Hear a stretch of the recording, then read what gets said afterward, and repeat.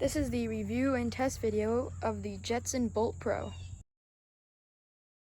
This bike has adjustable handlebars, a bell, a top speed of 15 miles an hour, and a range of 15 miles.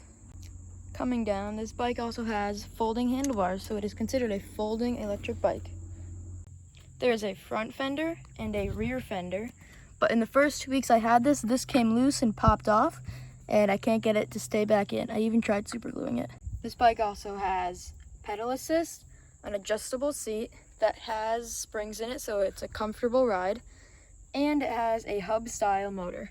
There is 2 disc brakes, one in the front, one in the rear, and a kickstand. The wheels are 14 inches in diameter with aluminum rims. Now my favorite feature on this bike is the cruise control. All you do is you set the throttle and you hit the button and it'll just take you.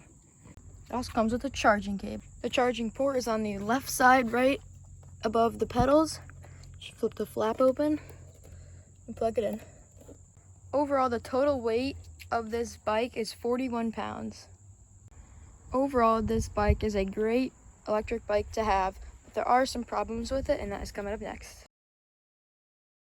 The first problem I have is when you fold it too much, these wires, I don't really know what happens, they get like chopped up in here. And now if I try to power it and turn right, it just cuts, like the motor doesn't want it to go anymore. But if I turn left, it'll work. Sometimes it doesn't even work when you turn straight. The second issue is, if you leave it in the turning position for too long, it'll just say your battery's dead, but then when you bring it straight, you kind of have to wiggle it around sometimes, it says it's full again. I've had this bike for a couple of months, and now the top speed on it is only 13.5 miles per hour, not pedaling. The best feature on this bike is the cruise control. I can set it to any speed I want, hit that button, and then it'll just go. Unless you turn right, then it'll cut, because wires.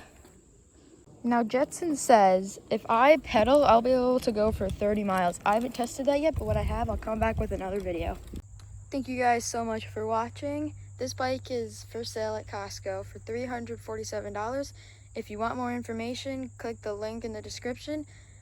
Make sure to like and subscribe, and I'll see you on the road. Bye.